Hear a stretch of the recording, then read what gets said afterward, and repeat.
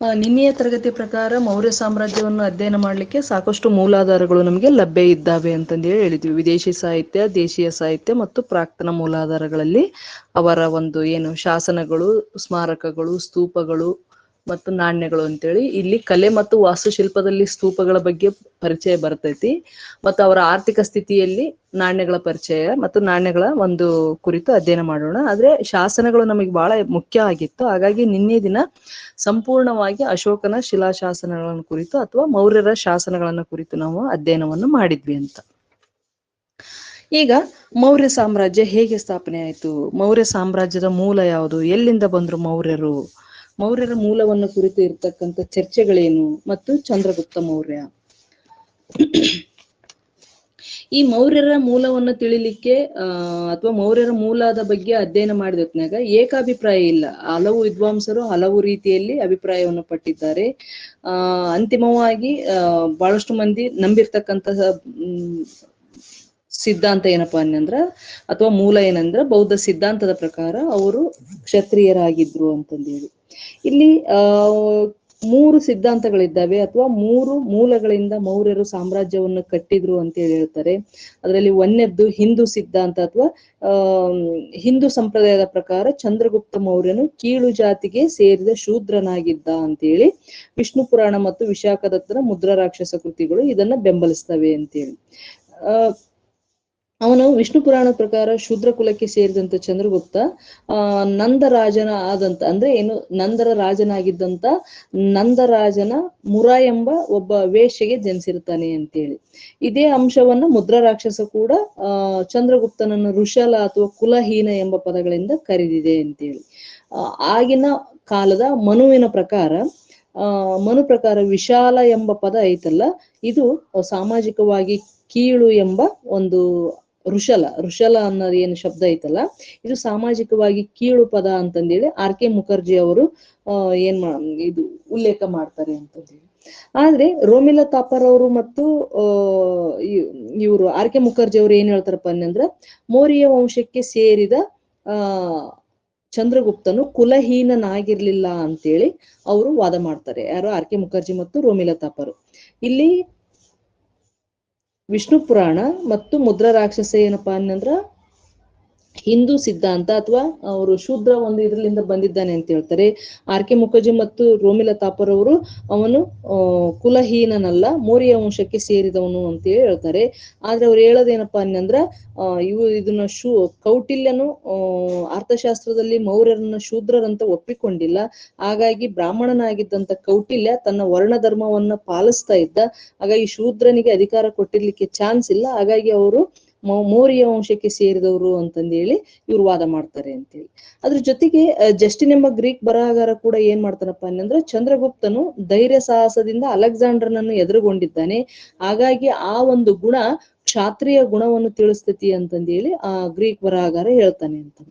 ಅದ್ರ ಜೊತೆಗೆ ರುದ್ರದಾಮನ ಜುನಾಗಢ ಶಾಸನದಲ್ಲಿ ಏನ್ ಹೇಳ್ತಾರಪ್ಪ ಅನ್ನಂದ್ರ ಚಂದ್ರಗುಪ್ತ ಮೌರ್ಯನ ಸಂಬಂಧಿ ಅಲ್ಲಿನ ಗವರ್ನರ್ ಆಗಿದ್ದ ಪುಷ್ಯಮಿತ್ರ ಗುಪ್ತನ ಬಗ್ಗೆ ಉಲ್ಲೇಖ ಆಧರಿಸಿ ಮೌರ್ಯರು ವೈಶ್ಯರಾಗಿದ್ದರು ಅಂತ ಹೇಳಿ ಕೂಡ ಆ ರುದ್ರದಾಮನ್ನ ಜುನಾಗಢ ಶಾಸನ ಅಭಿಪ್ರಾಯ ಪಡುತ್ತೆ ಅಂತೇಳಿ. ಇನ್ನ ಜೈನ ಮೂಲದ ಪ್ರಕಾರ ಹೇಳೋದಾದ್ರೆ ಅಥವಾ ಜೈನ ಸಂಪ್ರದಾಯದ ಪ್ರಕಾರ ಹೇಳೋದಾದ್ರೆ ಹೇಮಚಂದ್ರನ ಪರಿಶಿಷ್ಟ ಪರಿನಿರ್ವಾಣ ಗ್ರಂಥದಲ್ಲಿ ಐತಲ್ಲ, ಮೌರ್ಯ ಎಂಬ ಕುಲದಿಂದ ಬಂದಿದ್ದು ಅಂತೇಳಿ ಹೇಳ್ತಾರೆ. ಈ ಮೌರ್ಯ ಎಂಬ ಶಬ್ದ ಕೂಡ ಮಯೂರ ಎಂಬ ಪದದಿಂದ ಬಂದಿದ್ದು. ಚಂದ್ರಗುಪ್ತನು ಮಯೂರ ಪೋಷಕನ ಬುಡಕಟ್ಟಿನ ನಾಯಕನೊಬ್ಬನ ಮಗಳಿಗೆ ಜನಿಸಿದನು ಅಂತೇಳಿ ಹೇಳ್ತಾರೆ. ಹೀಗಾಗಿ ಅವರು ಮುಂದೆ ಸ್ಥಾಪಿಸಿದ ಸಂತತಿಗೆ ಮೌರ್ಯ ಎಂದು ಕರೆಯಲಾಯಿತು. ಮತ್ತೆ ನವಿಲು ಕೂಡ ಮೌರ್ಯರ ರಾಜ ಲಾಂಛನ ಆಯಿತು ಅಂತಂದೇಳಿ ಜೈನ ಸಂಪ್ರದಾಯದ ಹೇಮಚಂದ್ರನ ಕೃತಿಯಲ್ಲಿ ಉಲ್ಲೇಖ ಮಾಡಲಾಗಿದೆ ಅಂತೇಳಿ. ಅದ್ರ ಜೊತೆಗೆ ಕಥಾ ಸರಿತ್ ಸಾಗರ, ಬೃಹತ್ ಕಥಾ ಮಂಜರಿಗಳು ಚಂದ್ರಗುಪ್ತನು ಗುಪ್ತ ವಂಶಕ್ಕೆ ಸೇರಿದವನು ಅಂತೇಳಿ ಹೇಳ್ತಾರೆ. ಮತ್ತೆ ಕೌಟಿಲ್ಯನ ಪ್ರಕಾರ ಅವನು ಬ್ರಾಹ್ಮಣನು. ವರ್ಣ ಧರ್ಮದ ಬೆಂಬಲಿಗನಾದ ಕೌಟಿಲ್ಯನು ಶೂದ್ರನೊಬ್ಬನನ್ನ ಸಿಂಹಾಸನಕ್ಕೆ ತರಲಿಕ್ಕೆ ಸಾಧ್ಯ ಇಲ್ಲ. ಹಾಗಾಗಿ ಕೌಟಿಲ್ಯನ ಪ್ರಕಾರ ಅವನು ಬ್ರಾಹ್ಮಣನಾಗಿದ್ದ ಅಂತೇಳಿ ಹೇಳ್ತಾರೆ. ಇದ್ರ ಜೊತೆಗೆ ಬೌದ್ಧ ಸಿದ್ಧಾಂತ ಏನ್ ಹೇಳತ್ತಪ್ಪ ಅನ್ನಂದ್ರ ಈ ಚಂದ್ರಗುಪ್ತ ಮೌರ್ಯನಿದ್ದಾನಲ್ಲ, ಮೌರ್ಯಾಸ್ ಎಂಬ ಮೋರಿಯಾಸ್ ಎಂಬ ಕ್ಷತ್ರಿಯ ಕುಲಕ್ಕೆ ಸೇರಿದವನು ಅಂತೇಳಿ ಬೌದ್ಧ ಗ್ರಂಥಗಳು ಉಲ್ಲೇಖ ಮಾಡ್ತವೆ. ವಿಶೇಷವಾಗಿ ದಿಗ್ನಿಕಾಯ ಐತಲ್ಲ, ದಿಗ್ನಿಕಾಯದ ಪ್ರಕಾರ ಅವನ ತಂದೆ ಪಿಪ್ಪಲಿವನದ ಒಂದು ಸಣ್ಣ ಗಣರಾಜ್ಯದ ರಾಜನಾಗಿದ್ದನು. ಆತ ಯುದ್ಧವೊಂದರಲ್ಲಿ ಸತ್ತು ಅವನ ಪತ್ನಿ ಪಾಟಲಿಪುತ್ರಕ್ಕೆ ಬಂದು ಗಂಡು ಮಗುವಿಗೆ ಜನ್ಮ ನೀಡುತ್ತಾಳೆ. ಆ ಮಗುವೇ ಚಂದ್ರಗುಪ್ತ ಅಂತಂದೇಳಿ ಹೇಳ್ತಾರೆ. ಮತ್ತೆ ಆ ಮಗುವನ್ನು ಮುಂದೆ ಗೋಪಾಲಕನು ಪೋಷಣೆ ಮಾಡಿ ಬೇಟೆಗಾರೊಬ್ಬನನ್ನ ಕೈಗೆ ಕೊಡ್ತಾನೆ. ಮುಂದೆ ಆ ಬೇಟೆಗಾರ ಅವನನ್ನು ಸಾಕ್ತಾನೆ ಅಂತಂದು ಹೇಳ್ತಾರೆ. ಈ ಮಗು ಅತ್ಯಂತ ಚತುರ ಆಗಿತ್ತು. ಒಂದು ಸಾರಿ ಪಾಟಲಿಪುತ್ರದಲ್ಲಿ ಕೌಟಿಲ್ಯನು ನಡೆದುಕೊಂಡು ಹೋಗುವ ಸಂದರ್ಭದಲ್ಲಿ ಗೆಳೆಯರೊಂದಿಗೆ ಆಟ ಆಡ್ತಕ್ಕಂಥ ಈ ಮಗುವನ್ನು ನೋಡಿ ಅವನ ಒಂದು ಚಾಣಾಕ್ಷತೆಯನ್ನು ಮೆಚ್ಚಿ ಆ ಬೇಟೆಗಾರನಿಂದ 1000 ರೂಪಾಯಿ ಕರ್ಷಪಣಕ್ಕೆ ಕೌಟಿಲ್ಯ ಕೊಂಡುಕೊಂಡು ಅದನ್ನ ತಕ್ಷಶಿಲಕ್ಕೆ ತಂದು ಶಿಕ್ಷಣ ನೀಡ್ತಾನೆ ಅಂತೇಳಿ ಬೌದ್ಧ ಗ್ರಂಥಗಳು ಉಲ್ಲೇಖ ಮಾಡ್ತವೆ ಅಂತೇಳಿ. ಜೊತೆಗೆ ತರಬೇತಿಗೊಳಿಸಿ ಸೈನ್ಯವನ್ನು ಕಟ್ಟಿ ಏನು ತಾನು ನಂದರಿಂದ ಅವಮಾನಕ್ಕೆ ಒಳಗಾಗಿದ್ನಲ್ಲ ಕೌಟಿಲ್ಯ, ಅವಮಾನ ಮಾಡಿದಂತ ಸಾಮ್ರಾಜ್ಯಕ್ಕೆ ಇವನನ್ನು ತೆಗೆದುಕೊಂಡು ಬಂದು ಅಥವಾ ಇವನನ್ನು ಕರೆದುಕೊಂಡು ಬಂದು ಏನ್ ಮಾಡ್ತಾನೆ, ಅವನ ಹೆಸರಿನಿಂದ ಆ ವಂಶವನ್ನು ಸ್ಥಾಪಿಸಿ ನಂದರನ್ನ ನಿರ್ಮೂಲನೆ ಮಾಡ್ತಾನೆ ಅಂತಂದೇಳಿ ಬೌದ್ಧ ಗ್ರಂಥಗಳು ಹೇಳ್ತವೆ. ಹಾಗಾಗಿ ಬಹಳಷ್ಟು ವಿದ್ವಾಂಸರು ಈ ಅಭಿಪ್ರಾಯವನ್ನು ಒಪ್ಪಿರೋದ್ರಿಂದ ಇವರು ಮೋರಿಯಾಸ್ ಎಂಬ ಕ್ಷತ್ರಿಯ ಕುಲಕ್ಕೆ ಸೇರಿದವರು ಅಂತೇಳಿ ಹೇಳ್ಬಹುದು. ಇನ್ನ ಮೌರ್ಯ ಸಾಮ್ರಾಜ್ಯ ಅಧಿಕೃತವಾಗಿ ಚಂದ್ರಗುಪ್ತ ಮೌರ್ಯನಿಂದ ಸ್ಥಾಪಿಸಲ್ಪಡುತ್ತೆ ಅಂತೇಳಿ. ಇಲ್ಲಿ ಚಂದ್ರಗುಪ್ತ ಮೌರ್ಯನಷ್ಟೇ ಪ್ರಮುಖ ಯಾರಪ್ಪ ಅಂದ್ರೆ ಕೌಟಿಲ್ಯ. ಹಾಗಾಗಿ ಚಂದ್ರಗುಪ್ತ ಮೌರ್ಯನ ಕಾಲಾವಧಿ ಬಂದ್ಬಿಟ್ಟು ಕ್ರಿಸ್ತಪೂರ್ವ 324ರಿಂದ 298 ಅಂತ 298ರವರೆಗೆ ಅವನ ಒಂದು ಅಧಿಕಾರ ಇರುತ್ತೆ ಅಂತೇಳಿ. ಈ ಚಂದ್ರಗುಪ್ತ ಮೌರ್ಯನ ದಿಗ್ವಿಜಯಗಳೇನಾಗಿದ್ವು ಮತ್ತು ಚಂದ್ರಗುಪ್ತ ಮೌರ್ಯ ಹೇಗೆ ಮೇಲೆ ಬಂದ ಅಂತ ನೋಡೋದಾದ್ರೆ, ಇಲ್ಲಿ ನಂದರಿಂದ ಅವಮಾನತೆಗೊಂಡಂತ ಕೌಟಿಲ್ಯ ನಂದರ ನಿರ್ಮೂಲನೆಗಾಗಿನೇ ಪಣ ತೊಟ್ಟಿರ್ತಾನೆ. ಅದೇ ಸಮಯಕ್ಕೆ ಸಿಕ್ಕಿದಂತ ಚಂದ್ರಗುಪ್ತನಿಗೆ ಅವನ ತರಬೇತಿಯನ್ನು ಕೊಟ್ಟು ಒಂದು ಸಣ್ಣ ಸೈನ್ಯವನ್ನು ಸಜ್ಜುಗೊಳಿಸಿ ಏನಪ್ಪಾ ಅನ್ನಂದ್ರ ನಂದರ ಜೊತೆಗೆ ಯುದ್ಧಕ್ಕೆ ಸಿದ್ಧನಾಗುವಂತೆ ಸಜ್ಜುಗೊಳಿಸಿರ್ತಾನೆ ಅಂತೇಳಿ. ಇಲ್ಲಿ ಚಂದ್ರಗುಪ್ತನ ದಿಗ್ವಿಜಯಗಳನ್ನು ನೋಡಿದತ್ನಾಗ ಅವನ ಸೈನಿಕ ಸಾಧನೆಗಳನ್ನು ನೋಡಿದಾಗ ಆರಂಭದ ಯುದ್ಧದಲ್ಲಿ ಚಂದ್ರಗುಪ್ತ ಮೌರ್ಯನಿಗೆ ನಂದರಿಂದ ಸೋಲಾಗುತ್ತೆ ಅಂತೇಳಿ. ಯಾಕಂದರೆ ಇಲ್ಲಿ ಚಂದ್ರಗುಪ್ತ ಗಡಿ ಭಾಗವನ್ನು ಗೆಲ್ಲುವ ಬದಲಾಗಿ ಏನ್ ಮಾಡಿರ್ತಾನಪ್ಪ ಅನ್ನಂದ್ರ ನಂದರ ಮೂಲ ಏನು ಮಧ್ಯಭಾಗಕ್ಕೆ ಅವನು ಕೈ ಹಾಕಿ ಕೈ ಸುಟ್ಕೊಂಡಿರ್ತಾನೆ ಅಂತೇಳಿ ಹೇಳ್ಬೋದು. ಇದಕ್ಕಾಗಿನೇ ಒಂದು ದಂತಕಥೆ ಕೂಡ ಚಾಲ್ತಿಯಲ್ಲಿದೆ. ಒಬ್ಬ ಮಹಿಳೆ ಹೇಳ್ತಾಳೆ ಏನನ್ನಂದ್ರ ಅವನು ಸೋತು ಕಾಡಿಗೆ ಓಡಿ ಹೋಗಿರ್ತಾನೆ. ಅಲ್ಲಿ ಹೇಳ್ತಾಳೆ, ನೀನು ಚಂದ್ರಗುಪ್ತ, ಒಂದು ಮಗು ಅಳ್ತಾ ಇರ್ತೈತಿ ಅಥವಾ ಅದು ರೊಟ್ಟಿಯನ್ನ ಕಚ್ಕೊಂಡು ತಿಂತಾ ಇರ್ತೈತಿ ಮಧ್ಯದಲ್ಲಿ ಕಿತ್ಕೊಂಡು ಆ ತಾಯಿ ಹೇಳ್ತಾಳೆ, ನೀನು ಚಂದ್ರಗುಪ್ತನಂತೆ ವರ್ತನೆ ಮಾಡ್ತಾ ಇದೀಯ ನೋಡು ಅಂತೇಳಿ. ಆಗ ಮಗು ಕೇಳುತ್ತೆ, ಏನು ಅವನ್ ಚಂದ್ರಗುಪ್ತ ವರ್ತನೆ ಏನ್ ಮಾಡಿದ ಅಂತ ಕೇಳಿದ್ನಾಗ ಚಂದ್ರಗುಪ್ತ ಏನ್ ಮಾಡಿದ ಅನ್ನಂದ್ರ ನಂದರನ್ನು ಸೋಲಿಸ್ಬೇಕಾದ್ರೆ ಗಡಿ ಭಾಗವನ್ನು ಗೆಲ್ಲಲಿಲ್ಲ, ಮಧ್ಯದ ಭಾಗವನ್ನೇ ಅವನು ಮಟ್ಟ ಹಾಕ್ಲಿಕ್ಕೆ ನೋಡಿದ. ಹಾಗಾಗಿ ಸೋತು ಹೋದ ಅಂತಂದೇಳಿ ತಾಯಿ ಹೇಳಿದಾಗ ಚಂದ್ರಗುಪ್ತ ಆ ಮಾತಿನ ಅರ್ಥವನ್ನು ತಿಳಿದುಕೊಂಡು ನಂದರ ಗಡಿ ಭಾಗಗಳನ್ನ ಗೆಲ್ಲುವುದರ ಕಡೆಗೆ ಒಂದು ಲಕ್ಷ್ಯ ಕೊಡ್ತಾನೆ ಅಂತೇಳಿ. ಈ ರೀತಿಯಾಗಿ ಏನ್ ಮಾಡಿದಪ್ಪ ಅನ್ನಂದ್ರ ಚಂದ್ರಗುಪ್ತ ಏನ್ ಮಾಡಿದ, ಗಡಿ ಭಾಗದಿಂದ ತನ್ನ ದಿಗ್ವಿಜಯಗಳನ್ನ ಆರಂಭಿಸಿದ ಅಂತ ಹೇಳಿ ಹೇಳ್ತಾರೆ ಅಂತ. ಅದ್ರ ಜೊತೆಗೆ ಇಲ್ಲಿ ಗ್ರೀಕ್ನ ಏನು ಬರಹಗಾರ ಜಸ್ಟಿನ್ ಏನ್ ಹೇಳ್ತಾನಪ್ಪ ಅನ್ನಂದ್ರ ಈ ಚಂದ್ರಗುಪ್ತನನ್ನ ಸಾಂಡ್ರ ಕೊಟ್ಟಸ್ ಅಂತೇಳಿ ಕರೀತಾರೆ. ಸಾಂಡ್ರ ಕೊಟ್ಟಸ್, ಇದು ಕ್ವಶನ್ ಆಗಿದೆ ಒಂದ್ಸರಿ. ಜಸ್ಟಿನ್ ಏನಂತ ಕರೆದಿದ್ದಾನೆ ಅನ್ನಂದ್ರ ಸಾಂಡ್ರ ಕೊಟ್ಟಸ್ ಅಂತೇಳಿ. ಎರಡನೇದಾಗಿ ಏನಾಗತ್ತಪ್ಪ ಅನ್ನಂದ್ರ ಅಲೆಕ್ಸಾಂಡರ್ನ ಭೇಟಿಗೆ ಅಂತೇಳಿ ಚಂದ್ರಗುಪ್ತ ಹೋಗ್ತಾನೆ. ಅದ್ರ ಜೊತೆಗೆ ಕೌಟಿಲ್ಯನು ಕೂಡ ಹೋಗಿರ್ತಾನೆ. ಕೌಟಿಲ್ಯ ಮತ್ತು ಚಂದ್ರಗುಪ್ತ ಅಲೆಕ್ಸಾಂಡರ್ನ ಭೇಟಿಯಾಗಿ ನಂದರನ್ನು ನಿರ್ಮೂಲನೆ ಮಾಡ್ಲಿಕ್ಕೆ ಆಹ್ವಾನವನ್ನು ನೀಡ್ತಾರೆ ಅಂತೇಳಿ ಪ್ಲುಟಾರ್ ಕೇಳಿದ್ದಾನೆ, ಅಥವಾ ಕೇಳಿಕೊಂಡಿದ್ರು, ನಂದರನ್ನು ನಿರ್ಮೂಲನೆ ಮಾಡುವಂತ ಕೇಳಿಕೊಂಡಿದ್ರು ಅಂತೇಳಿ ಪ್ಲುಟಾರ್ ಕೇಳ್ತಾನೆ. ಆದ್ರೆ ಜಸ್ಟಿನ್ ಏನ್ ಹೇಳ್ತಾನಪ್ಪ ಅನ್ನಂದ್ರ, ಜಸ್ಟಿನ್ ತಿಳಿಸಿರುವಂತೆ ಚಂದ್ರಗುಪ್ತನು ತನ್ನ ದಿಟ್ಟತೆಯ ನುಡಿಗಳಿಂದ ಅಲೆಕ್ಸಾಂಡರ್ನನ್ನ ಎದುರುಗೊಳ್ತಾನೆ. ಹೀಗಾಗಿ ಅದನ್ನ ಸಹಿಸಿದಂತ ಅಲೆಕ್ಸಾಂಡರ್ ಏನ್ ಮಾಡ್ತಾನೆ, ಇವನ ಒಂದು ನೇರ ಮಾತುಗಳನ್ನ ಸಹಿಸಿಕೊಳ್ಳಲಾಗದೆ ಅವನನ್ನ ಕೊಲ್ಲುವಂತೆ ಆದೇಶ ನೀಡ್ತಾನೆ ಅಂತೇಳಿ ಜಸ್ಟಿನ್ ಅವರು ತಿಳಿಸ್ತಾರೆ. ಆದ್ರೆ ಆ ಮಾತುಗಳನ್ನ ಕೇಳಿದ ತಕ್ಷಣ ಅಲೆಕ್ಸಾಂಡರ್ನ ಒಂದು ಇದ್ರಲಿಂದ ಇವನ ತಪ್ಪಿಸಿಕೊಂಡು ಓಡಿ ಬರ್ತಾನೆ ಅಂತೇಳಿ ಜಸ್ಟಿನ್ ಅವ್ರು ತಿಳಿಸ್ತಾರೆ ಅಂತೇಳಿ. ನಂತರದಲ್ಲಿ ವಾಯುವ್ಯ ಭಾರತದ ಮೇಲೆ ಆಕ್ರಮಣ ಮಾಡ್ತಾನೆ. ಅಂದ್ರೆ ಅಷ್ಟೊತ್ತಿಗೆ ನಂದರು ಕೂಡ ದೌರ್ಬಲ್ಯಗೊಂಡಿರ್ತಾರೆ ಮತ್ತು ಅಲೆಕ್ಸಾಂಡರ್ನ ಮರಣ ಕೂಡ ಆಗುತ್ತೆ. ಹಾಗಾಗಿ ಈ ಅಲೆಕ್ಸಾಂಡರ್ನ ಮರಣದ ನಂತರ ಇವನಿಗೆ ಒಂದು ಅವಕಾಶ ಸಿಗುತ್ತೆ. ಏನ್ ಅವಕಾಶ ಅನ್ನಂದ್ರ ವಾಯುವ್ಯ ಭಾರತದ ಮೇಲೆ ಅಲೆಕ್ಸಾಂಡರ್ನ ಆಳ್ವಿಕೆ ಅಂತ್ಯಗೊಳ್ಳುತ್ತೆ. ಹೆಚ್ಚು ಕಡಿಮೆ ಅಂದ್ರೆ ಅದು ವೀಕ್ ಆಗುತ್ತೆ ಅಂತ ಹೇಳಿ ಮತ್ತು ನಶಿಸ್ಲಿಕ್ಕೆ ಪ್ರಾರಂಭ ಆಗುತ್ತೆ ವಾಯುವ್ಯ ಭಾರತದಲ್ಲಿ. ಅವನು ಸ್ವದೇಶಕ್ಕೆ ಹಿಂತಿರುಗಿದ್ದೇ ತಡ ಏನ್ ಮಾಡ್ತಾನಪ್ಪ ಅನ್ನಂದ್ರ ಗ್ರೀಕರ ವಿರುದ್ಧ ಜನ ದಂಗೆ ಏಳುವಂತೆ ನೋಡಿಕೊಳ್ತಾನೆ ಮತ್ತು ಆ ದಂಗೆಗಳಿಗೆ ಕುಮ್ಮಕ್ಕು ನೀಡಿ ಅನೇಕ ಗ್ರೀಕ್ ಅಧಿಕಾರಿಗಳನ್ನ ಕೊಂದು ಹಾಕಿ ಅಲ್ಲಿನ ಒಂದು ಸೈನ್ಯದ ನೆರವಿನಿಂದ ಏನ್ ಮಾಡ್ತಾನಪ್ಪ ಅನ್ನಂದ್ರ ಗ್ರೀಕರನ್ನ ಸೋಲಿಸಿ ಪಂಜಾಬಿನ ಮೇಲೆ ಹತೋಟಿ ಸಾಧಿಸ್ತಾನೆ ಅಂತೇಳಿ ಹೇಳ್ಬೋದು. ಹಾಗಾಗಿ 3ನೇ ಬಾರಿಗೆ ಅವನೇನ್ ಮಾಡ್ತಾನೆ, ವಾಯುವ್ಯ ಭಾರತದ ಗಡಿ ಭಾಗಗಳನ್ನ ಗೆದ್ದುಕೊಂಡು ಏನ್ ಮಾಡ್ತಾನೆ ಅಂದ್ರೆ ಭಾರತದಿಂದ ಗ್ರೀಕರನ್ನ ಸಂಪೂರ್ಣವಾಗಿ ಹೊರ ಹಾಕ್ತಾನೆ ಅಂತೇಳಿ ಹೇಳ್ಬೋದು. ಮತ್ತೆ ಅವನು ಗ್ರೀಕರ ಜೊತೆಗೆ ಕ್ರಿಸ್ತಪೂರ್ವ 321ರಲ್ಲಿ ಏನ್ ಮಾಡ್ತಾನಪ್ಪ ಅನ್ನಂದ್ರ ಶಾಂತಿ ಒಪ್ಪಂದವನ್ನ ಮಾಡಿಕೊಳ್ತಾನೆ ಅಂತ ಹೇಳ್ಬೋದು. ಶಾಂತಿ ಒಪ್ಪಂದವನ್ನು ಮಾಡಿಕೊಂಡು ಪಂಜಾಬ್ ಪ್ರದೇಶದಿಂದ ಮತ್ತು ವಾಯುವ್ಯ ಭಾರತದಿಂದ ಗ್ರೀಕರನ್ನು ಸಂಪೂರ್ಣವಾಗಿ ಭಾರತದಿಂದ ಹೊರ ಹಾಕಿದನು ಅಂತೇಳಿ ಯಾರು, ಚಂದ್ರಗುಪ್ತ ಮೌರ್ಯ. ಇನ್ನ 4ನೇದಾಗಿ ಮಗಧದ ಮೇಲೆ ಆಕ್ರಮಣ ಮಾಡ್ತಾನೆ ಕ್ರಿಸ್ತಪೂರ್ವ 323ರಲ್ಲಿ ಮಗಧದ ಮೇಲೆ ಆಕ್ರಮಣ ಏನ್ ಮಾಡ್ತಾರೆ ಅಂದ್ರೆ ಮಗಧ ಸಾಮ್ರಾಜ್ಯವನ್ನು ನಂದರ ಆಳ್ತಾ ಇರ್ತಾರೆ. ಆಲ್ರೆಡಿ ಮೊದಲನೇ ಬಾರಿಗೆ ನಂದರ ಮೇಲೆ ಅವನು ದಾಳಿ ಮಾಡ್ಲಿಕ್ಕೆ ಪ್ರಾರಂಭ ಮಾಡಿರ್ತಾನೆ, ಆದ್ರೆ ಸೋತು ಹೋಗಿರ್ತಾನೆ ಮೊದಲನೇ ಯುದ್ಧದಲ್ಲಿ. ಹಾಗಾಗಿ 2ನೇ ಬಾರಿ ನಂದ ಸಾಮ್ರಾಜ್ಯದ ಮೇಲೆ ಅವನೇನ್ ಮಾಡ್ತಾನಪ್ಪ ಅಂದ್ರೆ ದಾಳಿ ಕೈಗೊಳ್ತಾನೆ ಅಂತೇಳಿ ಹೇಳ್ಬೋದು. ಇಲ್ಲಿ ಕ್ರಿಸ್ತಪೂರ್ವ 323ರಲ್ಲಿ ಅವನೇನ್ ಮಾಡ್ತಾನೆ, ನಂದ ರಾಜನಾದಂತ ಧನನಂದನನ್ನ ಮಟ್ಟ ಹಾಕ್ಬೇಕಂತೇಳಿ ತಯಾರಾಗ್ತಾನೆ. ಅಷ್ಟೊತ್ತಿಗೆ ಆಗಲೇ ನಂದರ ಮೇಲೆ ಪ್ರಜೆಗಳ ಒಂದು ಏನು ಸಿಟ್ಟು ಕೂಡ ಹೆಚ್ಚಾಗಿರ್ತೈತಿ, ಕ್ರೋಧ ಹೆಚ್ಚಾಗಿರ್ತೈತಿ. ಮತ್ತೆ ಧನನಂದ ಹೆಚ್ಚಿನ ತೆರಿಗೆಯನ್ನು ಜನರ ಮೇಲೆ ಹೇರ್ತಾ ಇರ್ತಾನೆ, ಪ್ರಜಾಪೀಡಕನಾಗಿರ್ತಾನೆ. ಇದೇ ಸಂದರ್ಭವನ್ನ ಬಳಸಿಕೊಂಡಂತ ಯಾರು, ಚಂದ್ರಗುಪ್ತ ಮತ್ತೆ ಅವರು ಕುಲಹೀನರಾಗಿದ್ರು ಅಂತ ಹೇಳ್ತಾರೆ. ನಂದರು ಶೂದ್ರ ಜಾತಿಗೆ ಸೇರಿದವರಾಗಿರ್ತಾರೆ. ಹಾಗಾಗಿ ಪ್ರಜೆಗಳಿಗೆ ಅದು ಬೇಕಾಗಿರ್ಲಿಲ್ಲ, ಅಂದಿನ ಸಮಾಜಕ್ಕೂ ಬೇಕಾಗಿರ್ಲಿಲ್ಲ. ಹೀಗಾಗಿ ಈ ಒಂದು ನಂದರ ಒಂದು ಆಳ್ವಿಕೆಯನ್ನ ಕಿತ್ತೊಗಿಲಿಕ್ಕಾಗಿ ಅವನು ಅಪಾರ ಒಂದು ಸೈನ್ಯವನ್ನು ತೆಗೆದುಕೊಂಡು ಏನ್ ಮಾಡ್ತಾನೆ, ಅವರ ವಿರುದ್ಧ ಯುದ್ಧಕ್ಕೆ ತಯಾರಾಗ್ತಾನೆ ಅಂತೇಳಿ.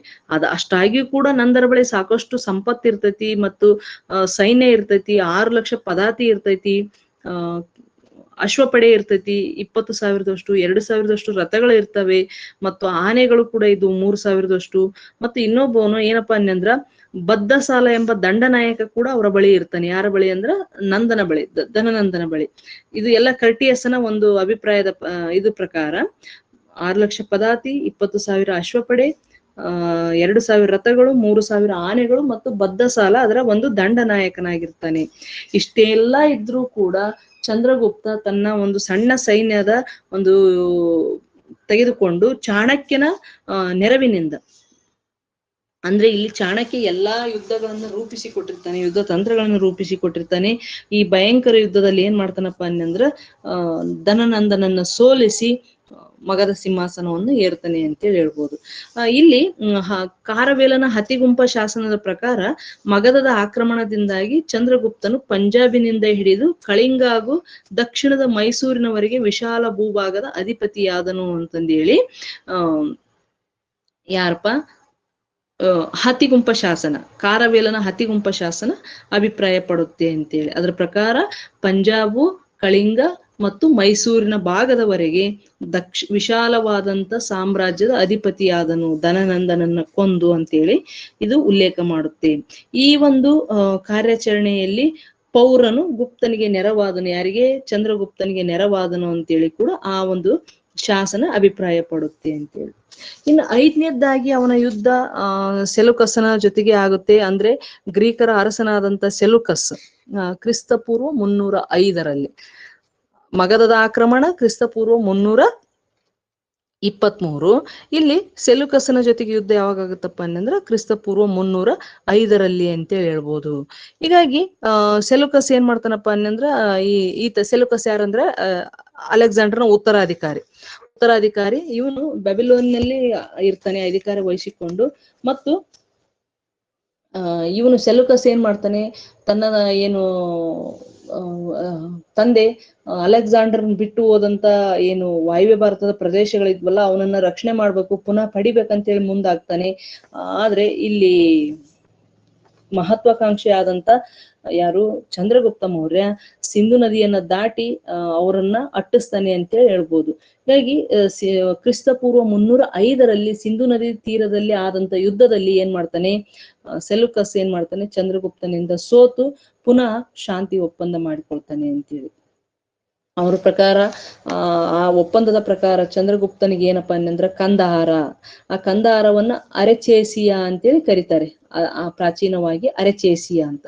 ಅದ್ರ ಜೊತೆಗೆ ಕಾಬೂಲ್, ಪ್ರಾಗ್ರಿ ರೋಪ್ ನಿಸೆಡ್ ಅಂತೇಳಿ ಕರೀತಾರೆ ಅಲ್ಲಿ ಯಾವ್ದ್ರಲ್ಲಿ, ಗ್ರೀಕ್ ಭಾಷೆಯಲ್ಲಿ. ಮತ್ತೆ ಹೀರತ್ ಅಂದ್ರೆ ಹೇಷ, ಗಾಂಧಾರ, ಬಲೂಚಿಸ್ತಾನ ಅಂದ್ರೆ ಜಡ್ರೋಸಿಯಾ ಗಳನ್ನ ಬಿಟ್ಟು ಕೊಟ್ಟು ತನ್ನ ಮಗಳಾದಂತ ಹೆಲನ್ನಳನ್ನು ಚಂದ್ರಗುಪ್ತನಿಗೆ ಕೊಟ್ಟು ಮದುವೆ ಮಾಡಿಸಿದ ಅಂತಂದೇಳಿ ಈ ಒಪ್ಪಂದ ತಿಳಿಸ್ತತಿ ಅಂತೇಳಿ. ಯಾವ ಒಪ್ಪಂದ? ಸೆಲ್ಯೂಕಸ್ ಮತ್ತು ಚಂದ್ರಗುಪ್ತನ ನಡುವೆ ಆದಂತ ಈ ಶಾಂತಿ ಒಪ್ಪಂದ ಅಂತೇಳಿ. ಆದ್ರೆ ಈ ಒಂದು ಹೇಳಿಕೆಯನ್ನ ಹೇಳಿದ್ ಯಾರಪ್ಪ ಅನ್ನಂದ್ರ ಹರಿಯನ್ ಅಲ್ಲ, ಬಟ್ ಇದನ್ನ ಹರಿಯನ್ ಒಪ್ಪಿಲ್ಲ. ಗ್ರೀಕ್ ಬರಹಗಾರ ಹರಿಯನ್ ಏನ್ ಹೇಳಿದ್ದಾನಪ್ಪ ಅಂದ್ರೆ ಇದು ತುಂಬಾ ವಿವಾದಾಸ್ಪದ ಆಗಿದೆ, ಹಾಗಾಗಿ ಇದನ್ನ ಒಪ್ಪಕ್ ಆಗಲ್ಲ ಅಂತೇಳಿ ಅವ್ನು ಹೇಳಿದ್ದಾನೆ ಅಂತೇಳಿ. ಅದ್ರ ಜೊತೆಗೆ ಚಂದ್ರಗುಪ್ತನ ಏನ್ ಮಾಡ್ತಾನಪ್ಪ ಅನ್ನಂದ್ರ ಸೆಲ್ಯೂಕಸ್ನಿಗೆ 500 ಆನೆಗಳನ್ನ ಬಳುವಳಿಯಾಗಿ ಕೊಟ್ಟ ಅಂತಂದೇಳಿ ಹೇಳ್ತಾನೆ. ಅದ್ರ ಜೊತೆಗೆ ಈ ಒಂದು ಮೈತ್ರಿಯ ಸಂಕೇತವಾಗಿ ಈ ಒಂದು ಯುದ್ಧದ ನಂತರ ಏನು ಸೆಲ್ಯೂಕಸನ ಜೊತೆಗೆ ಕ್ರಿಸ್ತಪೂರ್ವ 305 ನಡೆದಂತ ಯುದ್ಧದ ಒಂದು ಮೈತ್ರಿಯ ಭಾಗವಾಗಿ ಸೆಲ್ಯೂಕಸನ್ ಏನ್ ಮಾಡ್ತಾನಂದ್ರ ತನ್ನ ರಾಯಭಾರಿಯಾದಂತ ಮೆಗಸ್ತನಿಸನನ್ನ ಚಂದ್ರಗುಪ್ತನ ಆಸ್ಥಾನಕ್ಕೆ ಕಳಿಸಿಕೊಡ್ತಾನೆ ಅಂತೇಳಿ ಹೇಳ್ಬೋದು. ಈ ಯುದ್ಧದ ನಂತರ ಚಂದ್ರಗುಪ್ತನ ಸಾಮ್ರಾಜ್ಯ ಅಥವಾ ಮೌರ್ಯ ಸಾಮ್ರಾಜ್ಯ ಪಶ್ಚಿಮದಲ್ಲಿ ಪರ್ಷಿಯವರೆಗೆ ವಿಸ್ತರಿಸಿತು ಅಂತೇಳಿ ಹೇಳ್ಬೋದು. ಹೀಗಾಗಿ ಸೆಲ್ಯೂಕಸ್ ನಿಂದ ಸಂಪೂರ್ಣವಾಗಿ ಸೆಲ್ಯೂಕಸ್ನ ಸೋಲಿನೊಡನೆ ಸಂಪೂರ್ಣವಾಗಿ ವಾಯುವ್ಯ ಭಾರತದ ಮೌರ್ಯ ಸಾಮ್ರಾಜ್ಯದಲ್ಲಿ ಸೇರಿತು ಅಂತೇಳಿ ಹೇಳ್ಬೋದು. ಅದ್ರ ಜೊತೆಗೆ ಪಶ್ಚಿಮ ಭಾರತದಲ್ಲಿ ದಿಗ್ವಿಜಯ ಸಾಧಿಸ್ತಾನೆ. ಕ್ರಿಸ್ತಪೂರ್ವ 313 ಮಾಳ್ವಾ, ಕಾತೆವಾಡ ಚಂದ್ರಗುಪ್ತನ ವಶ ಆಗ್ತವೆ.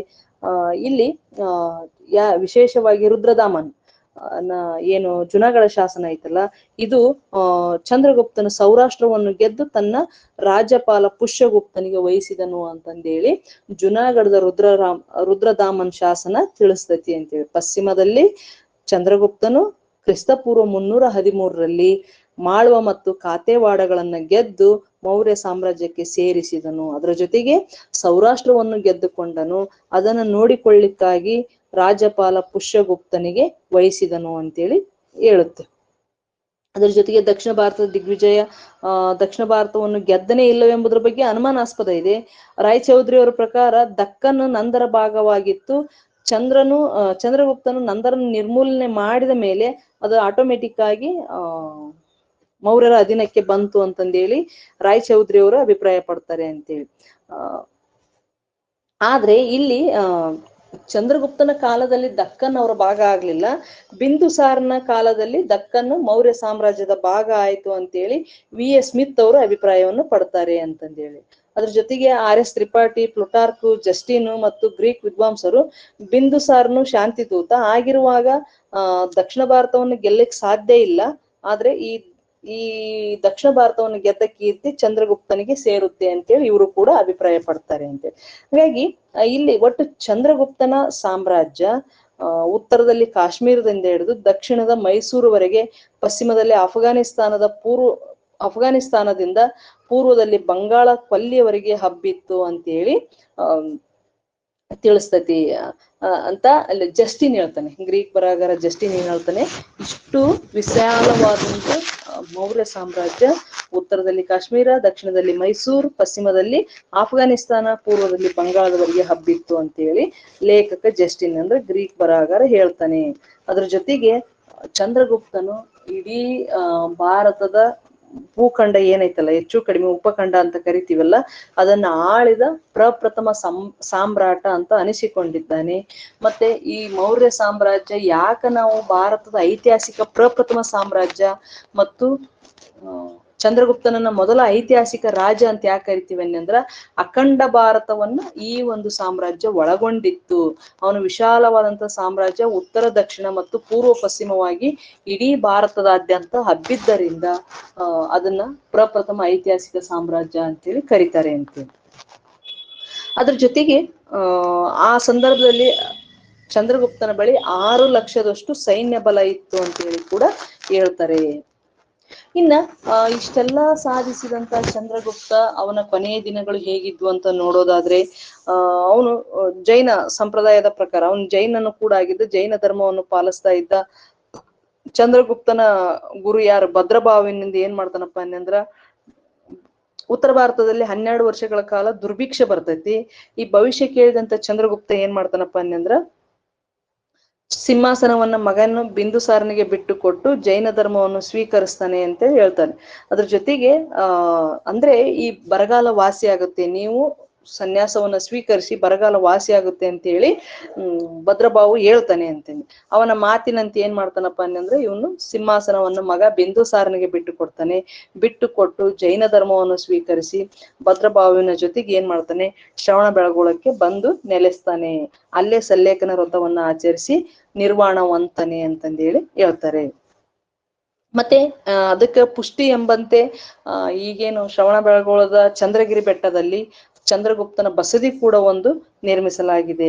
ಅದರ ಜೊತೆಗೆ ಭದ್ರಭಾವು ಗುಹೆ ಮತ್ತು ಚಂದ್ರಗುಪ್ತನ ಪಾದದ ಗುರುತು ಸಹ ಇಲ್ಲಿದ್ದಾವೆ ಅಂತೇಳಿ ಸ್ಥಳೀಯ ಅಭಿಪ್ರಾಯಗಳು ಇದ್ದಾವೆ. ಹಾಗಾಗಿ ಸಾಮ್ರಾಜ್ಯವನ್ನ ಕಟ್ಟಿ ವಿಶಾಲವಾಗಿ ವಾಯುವ್ಯ, ಉತ್ತರ, ದಕ್ಷಿಣ ಮತ್ತು ಪಶ್ಚಿಮ ಭಾಗದಲ್ಲಿ ವಿಶಾಲವಾದಂತ ಸಾಮ್ರಾಜ್ಯವನ್ನ ನಿರ್ಮಿಸಿ ಪಾಟಲಿಪುತ್ರವನ್ನ ರಾಜಧಾನಿ ಇತ್ತು, ಮತ್ತಷ್ಟು ಅದನ್ನ ಬಲಪಡಿಸಿ ಅರಮನೆಯನ್ನ ಪರ್ಷಿಯನ್ ಮಾದರಿಯಲ್ಲಿ ಕಟ್ಟಿ ಸಾಕಷ್ಟು ಮಹಿಳಾ ಅಂಗರಕ್ಷಕರನ್ನು ಕೂಡ ಇಟ್ಟುಕೊಂಡಿದ್ದ. ನಾವು ಲಾಸ್ಟ್ ತರಗತಿಯಲ್ಲಿ ಚರ್ಚೆ ಮಾಡಿದ್ವಿ. ಮತ್ತು ತನ್ನ ಏನು ರಾಜಕೀಯ ಗುರು ಕೌಟಿಲ್ಯನ ಒಂದು ಮಾರ್ಗದರ್ಶನದಂತೆ ಚಂದ್ರಗುಪ್ತ ಮೌರ್ಯ ಸಾಮ್ರಾಜ್ಯಕ್ಕೆ ಭದ್ರವಾದಂತ ಬುನಾದಿಯನ್ನು ಹಾಕಿದ ಅಂತ ಹೇಳಿದ್ರೆ ತಪ್ಪಾಗ್ಲಿಕ್ಕಿಲ್ಲ. ಇಂಥ ಚಂದ್ರಗುಪ್ತ ಕೊನೆಗೆ ಕ್ರಿಸ್ತ ಪೂರ್ವ 298ರಲ್ಲಿ ಕರ್ನಾಟಕದ ಶ್ರವಣ ಬೆಳಗೊಳದಲ್ಲಿ ಸಲ್ಲೇಖನ ವೃತ್ತದ ಮೂಲಕ ಅಂತ್ಯ ಆದ ಅಂತಂದೇಳಿ ಹೇಳ್ಬೋದು. ಇವನ ನಂತರ ಅಧಿಕಾರಕ್ಕೆ ಬಂದವನ್ ಯಾರಪ್ಪ ಅಂದ್ರ ಬಿಂದುಸಾರ ಅಂತಂದೇಳಿ. ಮತ್ತೆ ಚಂದ್ರಗುಪ್ತನ ಕಾಲದಲ್ಲಿ ಆಡಳಿತ ಹೇಗಿತ್ತು ಅನ್ನೋದಾದ್ರೆ, ಮುಂದೆ ನಾವು ಮೌರ್ಯರ ಆಡಳಿತ ಆರ್ಥಿಕತೆ, ಧರ್ಮ, ಸಾಮಾಜಿಕ ಮತ್ತು ಧಾರ್ಮಿಕ ಸ್ಥಿತಿಗಳನ್ನು ಕುರಿತು ನೋಡೋ ಮುಂದೆ ಚಂದ್ರಗುಪ್ತನ ಆಡಳಿತ ಕೂಡ ಅದರಲ್ಲಿ ಬರುತ್ತೆ ಅಂತೇಳಿ. ಹೀಗಾಗಿ ಈ ಚಂದ್ರಗುಪ್ತ ಏನಿದ್ದ, ಚಂದ್ರಗುಪ್ತನನ್ನ ಗ್ರೀಕರು ಏನಂತ ಕರಿತಾ ಇದ್ರು ಅಂತ ಹೇಳಿ ನಾನು ಸ್ಯಾಂಡ್ರಕೊಟ್ಟಸ್ ಅಂತೇಳಿ ಕರಿತಾ ಇದ್ರು ಅಂತಂದೇಳಿ ಹೇಳ್ಬೋದು. ಸ್ಯಾಂಡ್ರಕೊಟ್ಟಸ್ ಅಂತೇಳಿ. ಮತ್ತೆ ಯಾರು ಕರೆದಿದ್ದಾರೆ ಸ್ಯಾಂಡ್ರಕೊಟ್ಟಸ್ ಅಂತಂದೇಳಿ ಅಂತಂದ್ರ ಜಸ್ಟೀನ್, ಗ್ರೀಕ್ ಬರಹಗಾರ ಅಂತ ಜಸ್ಟೀನ್. ಇನ್ನು ಚಂದ್ರಗುಪ್ತನ ವ್ಯಕ್ತಿತ್ವವನ್ನು ನೋಡೋದಾದ್ರೆ ನೋಡ್ರಿ, ನಿಸ್ಸಂದೇಹವಾಗಿ ಹೇಳ್ಬೇಕೇನಪ್ಪ ಅಂದ್ರ, ಮೊಟ್ಟ ಮೊದಲ ಐತಿಹಾಸಿಕ ಸಾಮ್ರಾಜ್ಯ, ವಿಶಾಲ ಸಾಮ್ರಾಜ್ಯದ ಕಟ್ಟಿದ ಕೀರ್ತಿ ಯಾರಿಗೆ ಸಲ್ಲತ್ತಂದ್ರೆ ಚಂದ್ರಗುಪ್ತನಿಗೆ. ಮತ್ತೆ ಇವನು ಪ್ರಥಮ ಹಿಂದೂ ಸಾಮ್ರಾಜ್ಯದ ನಿರ್ಮಾಪಕ ಅಂತೇಳಿ ಅಭಿಪ್ರಾಯ ವ್ಯಕ್ತವಾಗಿದೆ. ಜೊತೆಗೆ ಭಾರತದ ಪ್ರಥಮ ರಾಷ್ಟ್ರೀಯ ಚಕ್ರವರ್ತಿ ಅಂತ ಕೂಡ ಇವನನ್ನ ಕರೆಯಲಾಗಿದೆ. ಜೊತೆಗೆ ಭಾರತದಿಂದ ಸಂಪೂರ್ಣವಾಗಿ ವಿದೇಶಿಯರನ್ನ ಹೊರ ಹಾಕಿದ ಕೀರ್ತಿ ಯಾರಿಗೆ ಸಲ್ಲುತ್ತಾನೆ ಅಂದ್ರೆ ಚಂದ್ರಗುಪ್ತನಿಗೆ ಅಂತೇಳಿ ಹೇಳ್ಬೋದು. ಅದ್ರ ಜೊತೆಗೆ ದಕ್ಷವಾದ ಆಡಳಿತ ಮತ್ತು ಇವನು ನಿರ್ಗತಿಕನಾಗಿ ಹುಟ್ಟಿದ್ರು ಕೂಡ ತನ್ನ ಸ್ವಸಾಮರ್ಥ್ಯದಿಂದ ದೊಡ್ಡ ಸಾಮ್ರಾಜ್ಯವನ್ನು ಸ್ಥಾಪಿಸಿದ ಕೀರ್ತಿ ಕೂಡ ಇವನಿಗೆ ಸಲ್ಲುತ್ತೆ. ಹೀಗಾಗಿ ಬೇಟೆಗಾರನು, ಸಂಗೀತ ಪ್ರಿಯನು ಆಗಿದ್ದಂತ ಈ ಚಂದ್ರಗುಪ್ತ ಅಂತಿಮವಾಗಿ ಜೈನ ಧರ್ಮವನ್ನು ಸ್ವೀಕರಿಸಿ ಶ್ರವಣ ಬೆಳಗೊಳದಲ್ಲಿ ನಿರ್ವಾಣ ಹೊಂದಿದ ಅಂತ ಹೇಳ್ತಾರೆ. ಅದ್ರ ಜೊತೆಗೆ ಪರ್ಷಿಯನ್ ಮಾದರಿಯಲ್ಲಿ ಅರಮನೆಯನ್ನ ಕಟ್ಟಿಸಿದ್ದು ಮತ್ತು ತನ್ನ ಒಂದು ದರ್ಬಾರಿನಲ್ಲಿ ಅಗ್ನಿ ಪೂಜೆಯನ್ನ ಕೈಗೊಂಡಿದ್ದು ಪರ್ಷಿಯನ್ ಮಾದರಿಯಲ್ಲಿ. ಆಮೇಲೆ ಈ ಕೌಟಿಲ್ಯನ ಅರ್ಥಶಾಸ್ತ್ರ ಮತ್ತು ಭದ್ರಭಾವನ ಕಲ್ಪಸೂತ್ರಗಳು ಕೂಡ ಇವನ ಆಶ್ರಯದಲ್ಲಿ ಬರೆದಂತ ಪ್ರಮುಖ ಕೃತಿಗಳಾಗಿದ್ವು. ಇವುಗಳಿಗೆ ಆಶ್ರಯ ಕೊಟ್ಟಂತ ಒಬ್ಬ ಶ್ರೇಷ್ಠ ವಿದ್ವಾಂಸನಾಗಿದ್ದ ಅವನು. ಆಮೇಲೆ ಪ್ರಜೆಗಳಿಗೆ ನಿಷ್ಪಕ್ಷಪಾತ ನ್ಯಾಯವನ್ನು ನೀಡ್ತಾ ಇದ್ದ. ಹೀಗಾಗಿ ಎಲ್ಲಾ ರೀತಿಯಿಂದ ನೋಡೋದಾದ್ರೆ ಚಂದ್ರಗುಪ್ತ ಮೌರ್ಯ ಅತ್ಯಂತ ಪ್ರಸಿದ್ಧ ದಕ್ಷವಾದ ಆಡಳಿತವನ್ನು ಒದಗಿಸಿದ ಪ್ರಪ್ರಥಮ ಸಾಮ್ರಾಜ್ಯದ ಅಧಿಪತಿಯಾಗಿದ್ದ ಅಂತೇಳಿ ಹೇಳ್ಬೋದು. ಚಂದ್ರಗುಪ್ತನನ್ನ ಸಾಮಾನ್ಯವಾಗಿ ಭಾರತದ ಮೊದಲ ಚಕ್ರವರ್ತಿ ಅಂತ ಪರಿಗಣಿಸಲ್ಪಟ್ಟಿದ್ದಾನೆ. ಆದ್ರೆ ಇವನನ್ನ ಅಕ್ಬರ್ ಮತ್ತು ನೆಪೋಲಿಯನ್ನಿಗೆ ಹೋಲಿಸಲಾಗಿದೆ ಅಂತೇಳಿ ವಿ.ಎಸ್. ಸ್ಮಿತ್ ಅವರು ಕೂಡ ಹೇಳ್ತಾರೆ. ಹೋಲಿಸಬಹುದು ಅಂತೇಳಿ ವಿ.ಎಸ್. ಸ್ಮಿತ್ ಅವರು ಅಭಿಪ್ರಾಯ ಪಡ್ತಾರೆ ಅಂತ ಹೇಳ್ಬೋದು. ಇವನ ನಂತರ ಅಧಿಕಾರಕ್ಕೆ ಬಂದವನು ಯಾರಪ್ಪ ಅನ್ನಂದ್ರ ಬಿಂದುಸಾರ ಅಂತಂದೇಳಿ ಹೇಳ್ಬೋದು. ಬಿಂದುಸಾರ ಯಾರಪ್ಪ ಅನ್ನಂದ್ರ ಚಂದ್ರಗುಪ್ತ ಮೌರ್ಯನ ಮಗ.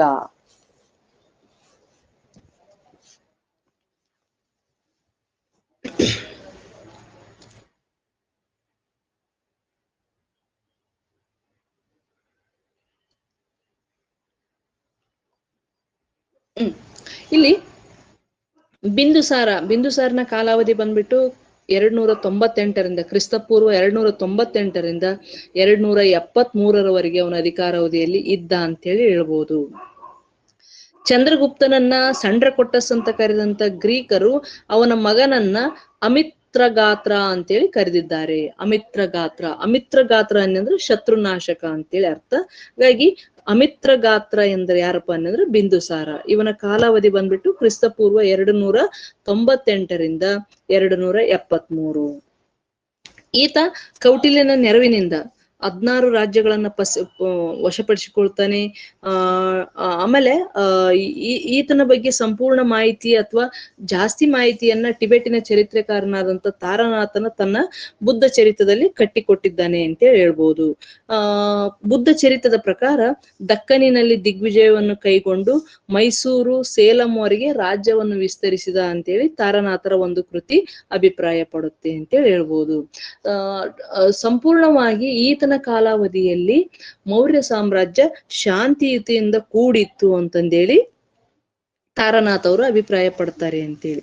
ಅದ್ರ ಜೊತೆಗೆ ಬಿಂದುಸಾರನು ಸಿರಿಯಾದ ದೊರೆಯಾದಂತ 1ನೇ ಆಂಟಿಯೋಕಸ್ ನೊಡನೆ ಏನಪ್ಪಾ ಅನ್ನಂದ್ರ ಸ್ನೇಹ ಸಂಬಂಧವನ್ನು ಹೊಂದಿದ್ದನು ಅಂತೇಳಿ ಹೇಳ್ತಾರೆ. ಹಾಗಾಗಿ ಈ ಸ್ನೇಹ ಸಂಬಂಧದ ಒಂದು ಭಾಗವಾಗಿ ಆಂಟಿಯೋಕಸನು ಅಂಜೂರ ಹಣ್ಣುಗಳು, ಸಿಹಿ ಮದ್ಯಪಾನ ಮತ್ತು ಒಬ್ಬ ತತ್ವಜ್ಞಾನಿಯನ್ನ ಕಳಿಸಿಕೊಡು ಅಂತೇಳಿ ಕೇಳಿರ್ತಾನೆ. ಯಾರು?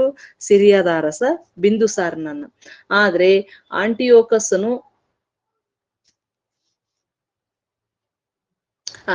ಬಿಂದುಸಾರನು ಆಂಟಿಯೋಕಸನ್ಗೆ ಕೇಳಿರ್ತಾನೆ, ಅಂಜೂರದ ಹಣ್ಣುಗಳು, ಸಿಹಿ ಮದ್ಯಪಾನ, ಒಬ್ಬ ತತ್ವಜ್ಞಾನಿಯನ್ನ ಕಳಿಸಿಕೊಡು ಅಂತೇಳಿ ಕೇಳಿರ್ತಾನೆ ಬಿಂದುಸಾರ. ಆದ್ರೆ ಆಂಟಿಯೋಕಸ್ ಏನ್ ಮಾಡ್ತಾನೆ? ಮೊದಲೆರಡನ್ನು ಕಳುಹಿಸಿ ಕಡೆಯದನ್ನು ತಿರಸ್ಕರಿಸಿದನು. ಅಂದ್ರೆ ತತ್ವಜ್ಞಾನಿಯನ್ನ ಕಳಿಸಿ ಕೊಟ್ಟಿರ್ಲಿಲ್ಲ ಅಂತಂದೇಳಿ ಹೇಳ್ತಾರೆ. ಹಾಗಾಗಿ ತತ್ವಜ್ಞಾನಿಯನ್ನ ಮಾರುವುದು ಗ್ರೀಕ್ ಕಾನೂನುಗಳಿಗೆ ವಿರುದ್ಧವಾಗಿತ್ತು. ಹಾಗಾಗಿ ಆಂಟಿಯೋಕಸ್ ಏನ್ ಮಾಡ್ತಾನೆ? ಆ ತತ್ವಜ್ಞಾನಿಯನ್ನು ಕಳಿಸಂಗಿಲ್ಲ. ಅದರ ಬದಲಾಗಿ ಡೈಮೆಚಿಯಸ್ನನ್ನ ರಾಯಭಾರಿಯಾಗಿ ಬಿಂದುಸಾರನ ಆಸ್ಥಾನಕ್ಕೆ ಕಳಿಸಿಕೊಡ್ತಾನೆ ಅಂತೇಳಿ ಹೇಳ್ಬೋದು. ಇಲ್ಲಿ ಮೆಗಾಸ್ತನೀಸ್ ಚಂದ್ರಗುಪ್ತನ ಆಸ್ಥಾನಕ್ಕೆ ಬಂದಿದ್ದ. ಯಾರ ಒಂದು ಭಾಗವಾಗಿ? ಸೆಲುಕಸ್ನ ಒಂದು ಯುದ್ಧ ಮತ್ತು ಶಾಂತಿಯ ಒಪ್ಪಂದದ ಭಾಗವಾಗಿ ಚಂದ್ರಗುಪ್ತನ ಆಸ್ಥಾನಕ್ಕೆ ಬಿಂದುಸಾರ ಬಂದಿದ್ದ. ಇಲ್ಲಿ 1ನೇ ಆಂಟಿಯೋಕಸ್ ಯಾರನ್ನ ರಾಯಭಾರಿಯನ್ನಾಗಿ ಕಳಿಸಿರ್ತಾನ ಬಿಂದುಸಾರನ ಆಸ್ಥಾನಕ್ಕೆ ಅಂದ್ರ ಡೈಮೆಚಿಯಸ್ನನ್ನ ರಾಯಭಾರಿಯಾಗಿ ಕಳಿಸಿರ್ತಾನೆ ಅಂತೇಳಿ. ಮತ್ತೆ ಇಲ್ಲಿ ಪ್ಲಿನಿ ಪ್ರಕಾರ ಏನು ಪ್ಲಿನಿ ಇದ್ದಾನಲ್ಲ, ನ್ಯಾಚುರಲ್ ಹಿಸ್ಟ್ರಿ ಬರೆದಂತ ಪ್ಲಿನಿ, ಇವನು ಇನ್ನೊಬ್ಬ ಗ್ರೀಕ್ ದೊರೆ ಏನಿದ್ದಾನಲ್ಲ, ಈಜಿಪ್ತಿನ ಟಾಲೆಮಿ ದೊರೆ ಡಿಮಿಯಾನಿಸಿಸ್ನನ್ನ ರಾಯಭಾರಿಯಾಗಿ ಬಿಂದುಸಾರನ ಆಸ್ಥಾನಕ್ಕೆ ಕಳಿಸಿದ್ದ ಅಂತೇಳಿ ಅಭಿಪ್ರಾಯ ಪಡ್ತಾರೆ ಅಂತೇಳಿ. ಅದ್ರ ಜೊತೆಗೆ ಬಿಂದುಸಾರನ ಹಿರಿಯ ಮಗ ಸುಸೀಮನನ್ನ ತಕ್ಷಶಿಲಾದ ರಾಜಪಾಲನಾಗಿ ನೇಮಿಸಿದನು ಅಂತೇಳಿ ಹೇಳ್ತಾರೆ. ಹಾಗಾಗಿ ದಕ್ಷಿಣ ಭಾರತವನ್ನ ಚಂದ್ರಗುಪ್ತ ಮೌರ್ಯನಿಗಿಂತ ಬಿಂದುಸಾರನೇ ವಿಸ್ತರಿಸಿದ್ದು ಅಥವಾ ಗೆದ್ದುಕೊಂಡಿದ್ದು ಅಂತೇಳಿ ತಾರನಾಥರು ಮತ್ತು ಬಹಳಷ್ಟು ಮಂದಿ ಅಭಿಪ್ರಾಯ ಪಟ್ಟಿದ್ದಾರೆ ಅಂತೆ. ಇವನ ಒಂದು ಸೈನಿಕ ಸಾಧನೆಗಳು ಅಷ್ಟಾಗಿ ಇಲ್ಲ, ಮತ್ತೆ ಇವನ ಒಂದು ಸಾಧನೆಗಳು ಕೂಡ ಅಷ್ಟು ಇದು ಇಲ್ಲ, ಮುಖ್ಯವಾಗಿಲ್ಲ. ನೆಕ್ಸ್ಟ್ ನಾವು ಡೈರೆಕ್ಟ್ ಆಗಿ ಎಲ್ಲಿಗೆ ಹೋಗೋದಂದ್ರೆ ಅಶೋಕ ಮಹಾಶಯ, ದಿ ಗ್ರೇಟ್ ಅಶೋಕನ ಬಗ್ಗೆ ಕುರಿತು ಚರ್ಚೆಯನ್ನು ಮಾಡೋಣ. ಅದಕ್ಕಿಂತ ಮುಂಚೆ ಬಿಂದುಸಾರ ಮತ್ತು ಚಂದ್ರಗುಪ್ತ ಮೌರ್ಯನ ಏನಾದ್ರೂ ಡೌಟ್ಸ್ ಇತ್ತನ್ನೆ ಅಂದ್ರ ಚರ್ಚೆ ಮಾಡ್ಕೊಂಡು ಆನಂತರ ನೇರವಾಗಿ ಅಶೋಕನಿಗೆ ಹೋಗೋದು ಅಂತ. ಈಗ ನಾವು ಇದುವರೆಗೆ ಚಂದ್ರಗುಪ್ತ ಮೌರ್ಯ ಮತ್ತು ಬಿಂದುಸಾರನ ಬಗ್ಗೆ ಅಧ್ಯಯನವನ್ನು ಮಾಡಿದ್ವಿ, ಅಥವಾ ಅದರ ಬಗ್ಗೆ ಕುರಿತು ಚರ್ಚೆ ಮಾಡಿದ್ವಿ.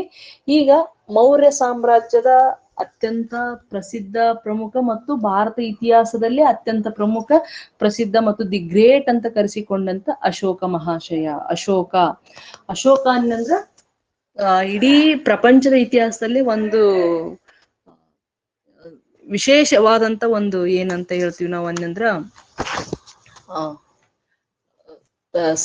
ಸೌಂಡ್ ಅಂತ ಕರಿತೀವಲ್ಲ, ಆ ರೀತಿ ಅಶೋಕನಿಗೆ ಇತ್ತು ಅಂತೇಳಿ ಹೇಳ್ತಾರೆ ಅಂತೇಳಿ. ಹಾಗಾಗಿ ಇಡೀ ಅಶೋಕ ಇದ್ದನಲ್ಲ, ಮೌರ್ಯ ವಂಶದಲ್ಲಿ ಅತ್ಯಂತ ಪ್ರಸಿದ್ಧ ದೊರೆಯಾಗಿದ್ದ ಮತ್ತು ಪ್ರಾಚೀನ ಭಾರತವನ್ನು ಆಳಿದ ಅತ್ಯಂತ ಪ್ರಸಿದ್ಧ ದೊರೆ ಯಾರಪ್ಪ ಅನ್ನಂದ್ರ ಅದು ಅಶೋಕ ಅಂತೇಳಿ. ಮತ್ತು ಜಗತ್ತಿನ ಶ್ರೇಷ್ಠ ದೊರೆಗಳಲ್ಲಿ ಕೂಡ ಇವನು ಮಿಂಚ್ತಾ ಇದ್ದಾನೆ ಅಂತೇಳಿ ಹೇಳ್ಬೋದು. ಮತ್ತೆ ಅತಿ ಶ್ರೇಷ್ಠ ದೊರೆಯಾಗಿದ್ದ ಇವನು ಅಂತೇಳಿ.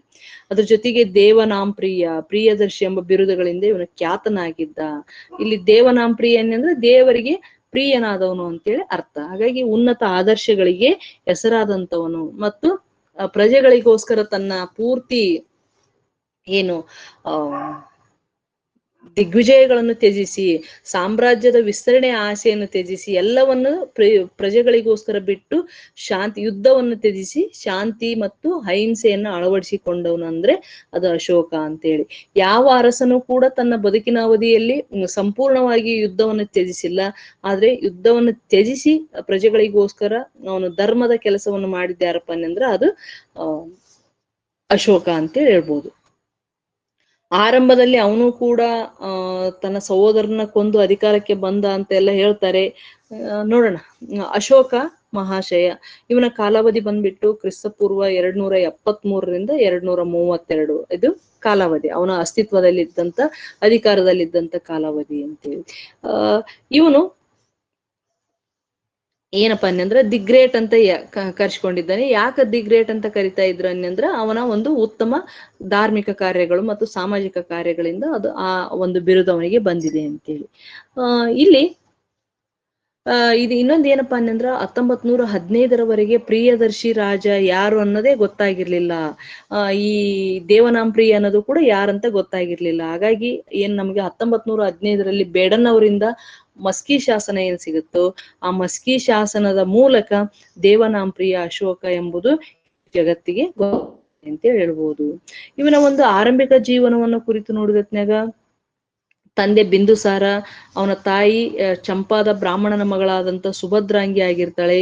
ಹಾಗಾಗಿ ಬಿಂದುಸಾರನ ಕಾಲದಲ್ಲಿ ಅಶೋಕ ಏನ್ ಮಾಡ್ತಾ ಇರ್ತಾನಪ್ಪ ಅನ್ನಂದ್ರ ತಕ್ಷಶಿಲಾ ಮತ್ತು ಉಜ್ಜಯಿನಿಗಳ ರಾಜ್ಯಪಾಲನಾಗಿ ಆಡಳಿತವನ್ನು ಮಾಡ್ತಾ ಇರ್ತಾನೆ ಅಂತೇಳಿ. ತನ್ನ ತಂದೆಯ ಕಾಲದಲ್ಲಿ ಅವನು ತಕ್ಷಶಿಲಾ ಮತ್ತು ಉಜ್ಜಯಿನಿಗಳ ರಾಜ್ಯಪಾಲನಾಗಿ ಆಡಳಿತವನ್ನು ಮಾಡ್ತಾ ಇರ್ತಾನೆ. ಉಜ್ಜಯಿನಿಯ ಮೌರ್ಯರ ಒಂದು ಮಧ್ಯ ಭಾರತದ ರಾಜಧಾನಿ ಆಗಿರ್ತತಿ, ಅಥವಾ 2ನೇ ರಾಜಧಾನಿ ಆಗಿರ್ತತಿ. ಅಲ್ಲೇ ಅದು ಇಲ್ಲಿ ದಕ್ಷಿಣದ ರಾಜಧಾನಿ ಅಂದ್ರೆ ಸುವರ್ಣಗಿರಿ ಆಗಿರ್ತತಿ ಅಂತೇಳಿ ಹೇಳ್ಬೋದು.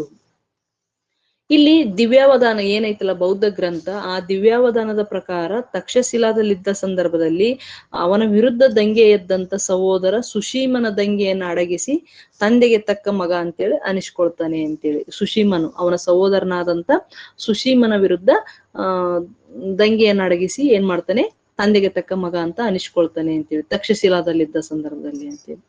ಆಮೇಲೆ ಅಶೋಕನು ಪತ್ನಿಯರ ಬಗ್ಗೆ ನೋಡೋದಾದ್ರೆ ಪಟ್ಟದ ರಾಣಿಯನ್ನ ಯಾರಪ್ಪ ಅನ್ನಂದ್ರ ಮಹಾದೇವಿ ಅಂತೇಳಿ.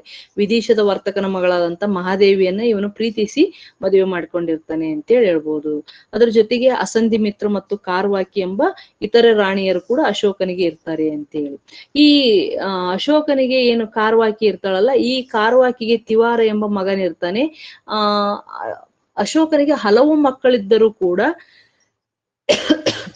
ಈ ಶಾಸನಗಳಲ್ಲಿ ಉಲ್ಲೇಖವಾಗಿರುವ ಏಕೈಕ ಮಗ ಯಾರಪ್ಪ ಅಂದ್ರೆ ತಿವಾರ ಅಂತೇಳಿ ಹೇಳ್ಬೋದು. ಇವನು ಮತ್ ಈ ಶಾಸನಗಳಲ್ಲಿ ಉಲ್ಲೇಖ ಆಗಿರೋದು ಇವನು ಒಬ್ನೇ ಮಗ ಇರೋದ್ರಿಂದ ಅವನಿಗೆ ಒಬ್ನೇ ಮಗ ಇದ್ದ ಅಥವಾ ಏನು ಅನ್ನೋದು ಗೊತ್ತಿಲ್ಲ. ಆದ್ರೆ ಸಂಘಮಿತ್ರೆ ಮತ್ತು ಮಹೇಂದ್ರರನ್ನು ಬೌದ್ಧ ಧರ್ಮದ ಪ್ರಚಾರಕ್ಕಾಗಿ ಕಳಿಸಿದ್ದ ಅಂತೇಳಿ ಬೌದ್ಧ ಗ್ರಂಥಗಳು ಉಲ್ಲೇಖ ಮಾಡ್ತವೆ. ಹಾಗಾಗಿ ಹಲವು ಮಕ್ಕಳು ಇದ್ದರೂ ಕೂಡ ಯಾಕೆ ಇವನೊಬ್ಬನ ಒಂದು ಹೆಸರನ್ನ ಆ ಶಾಸನಗಳಲ್ಲಿ ಉಲ್ಲೇಖಿಸಿದ್ದಾರೆ ಅನ್ನೋದು ಕೂಡ ಸಂಪೂರ್ಣ ಮಾಹಿತಿ ನನಗಿಲ್ಲ ಅಂತೀವಿ. ಕ್ರಿಸ್ತಪೂರ್ವ 273ರಲ್ಲಿ ಏನು ಬಿಂದುಸಾರ ಮರಣ ಹೊಂದಿದ ಮೇಲೆ ಇವನು ಪಟ್ಟಕ್ಕೆ ಬರ್ತಾನೆ. ಪಟ್ಟಕ್ಕೆ ಬರುವ ಸಂದರ್ಭದಲ್ಲಿ ಕೂಡ ಸಾಕಷ್ಟು ಆ ಏನು ಸಹೋದರ ಅಥವಾ ಒಳ ಜಗಳಗಳು ಇದ್ದೇ ಇರ್ತವೆ. ಅವರನ್ನೆಲ್ಲರನ್ನ ಮಟ್ಟ ಹಾಕಿ ಇವನ ಅಧಿಕಾರಕ್ಕೆ ಬಂದ ಅಂತೇಳಿ ಹೇಳ್ಬೋದು. ಇಲ್ಲಿ 273ರಲ್ಲಿ ಬಿಂದುಸಾರನ ಮರಣ ಆಗತ್ತೆ. ಅಶೋಕನು ಅಧಿಕಾರಕ್ಕೆ ಬಂದಿದ್ದು ಕ್ರಿಸ್ತಪೂರ್ವ 269ರಲ್ಲಿ ಅವನಿಗೆ ಪಟ್ಟ ಆಗುತ್ತೆ ಅಂತೇಳಿ. ಇವೆರಡರ ನಡುವೆ 4 ವರ್ಷ ಅಂತರ ಐತಿ. ಈ 4 ವರ್ಷದೊಳಗೆ ಏನಾಯ್ತು ಅನ್ನಂದ್ರ ಈ ಸಿಂಹಾಸನಕ್ಕಾಗಿ ಅಥವಾ ಈ ಪಟ್ಟಾಭಿಷೇಕಕ್ಕೆ ಲೇಟ್ ಆಗ್ಲಿಕ್ಕೆ ಕಾರಣ ಸಾಮ್ರಾಜ್ಯದಲ್ಲಿ ನಡೆದಂತ ಅಂತಕಲಹಗಳೇ ಕಾರಣ ಅಂತೇಳಿ ಅಭಿಪ್ರಾಯ ಅಥವಾ ಹೇಳ್ತಾರೆ ಅಂತೇಳಿ.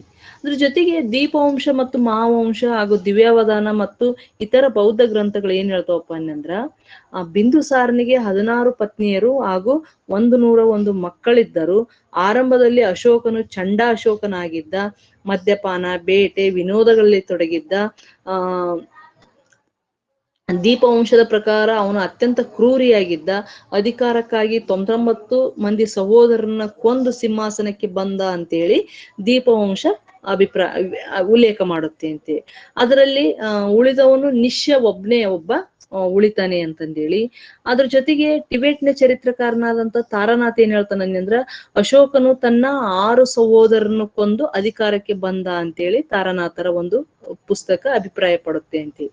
ಹೀಗೆ ಬೌದ್ಧ ಕೃತಿಗಳು ಅಶೋಕನನ್ನ ಕ್ರೂರಿಯಾಗಿ ಚಿತ್ರಿಸಿವೆ ಅಂತೇಳಿ ಹೇಳಿದ್ರೆ ತಪ್ಪಾಲಿಕ್ಕಿಲ್ಲ. ಅಂದ್ರೆ ಬೌದ್ಧ ಗ್ರಂಥಗಳ ಪ್ರಕಾರ, ಬೌದ್ಧ ಸಾಹಿತ್ಯದ ಪ್ರಕಾರ ಅಶೋಕ ಆರಂಭದಲ್ಲಿ ಅತ್ಯಂತ ಕ್ರೂರಿಯಾಗಿದ್ದ, ಚಾಂಡ ಅಶೋಕನಾಗಿದ್ದ ಮತ್ತು ಅಧಿಕಾರಕ್ಕೋಸ್ಕರ ತನ್ನ ಎಲ್ಲಾ ಸಹೋದರರನ್ನ ಅವನು ಕೊಂದು ಹಾಕಿದ ಅಂತೇಳಿ ಹೇಳ್ಬೋದು. ಇದ್ರ ಜೊತೆಗೆ ಬಟ್ ಈ ವಾದವನ್ನ ಈಗಿನ ವಿದ್ವಾಂಸರು ಒಪ್ಪಂಗಿಲ್ಲ. ಅವನು ಅಹಿಂಸೆಯನ್ನು ಪ್ರಧಾನವಾಗಿ ಸ್ವೀಕರಿಸಿದ್ದ ಅಂತ ಒಬ್ಬ ಅಹಿಂಸಾ ಮೂರ್ತಿ ಆದಂತ ಅಶೋಕ ಹೇಗೆ ತನ್ನ ಸಹೋದರನನ್ನು ಕೊಲ್ಲಿಕ್ಕೆ ಸಾಧ್ಯ? ಹಾಗಾಗಿ ಈ ವಾದವನ್ನು ಒಪ್ಲಿಕ್ಕೆ ಸಾಧ್ಯ ಇಲ್ಲ ಅಂತೇಳಿ ಆಧುನಿಕ ವಿದ್ವಾಂಸರು ಅಭಿಪ್ರಾಯವನ್ನು ಪಡ್ತಾರೆ. ಆದರೂ ಕೂಡ ಅಲ್ಲಿ ಬೌದ್ಧ ಗ್ರಂಥಗಳ ಉಲ್ಲೇಖ ಇರೋದ್ರಿಂದ ಈ ಅಭಿಪ್ರಾಯ ಬಲವಾಗಿದೆ ಅಂತೇಳಿ ಹೇಳ್ಬೋದು.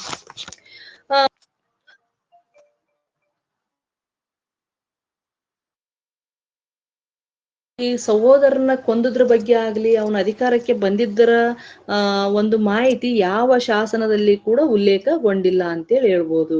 ಅದ್ರ ಜೊತೆಗೆ ಇಲ್ಲಿ ಇನ್ನೊಂದೇನಪ್ಪಾ ಅನ್ನಂದ್ರ ಅವನು ಪ್ರಿಯದರ್ಶಿ, ದೇವನಾಂಪ್ರಿಯ ಅಂತೆಲ್ಲ ಏನ್ ಬಿರುದುಗಳಿದ್ದಾವಲ್ಲ, ಈ ಬಿರುದುಗಳನ್ನ ನೋಡಿದ ಹೊತ್ನ್ಯಾಗ ಅವನು ತನ್ನ ಸಹೋದರರನ್ನ ಕೊಂದಿರ್ಲಿಕ್ಕೆ ಸಾಧ್ಯ ಇಲ್ಲ ಅಂತೇಳಿ ನೀಲಕಂಠ ಶಾಸ್ತ್ರಿಯವರು ಕೂಡ ಅಭಿಪ್ರಾಯ ಪಡ್ತಾರೆ ಅಂತೇಳಿ.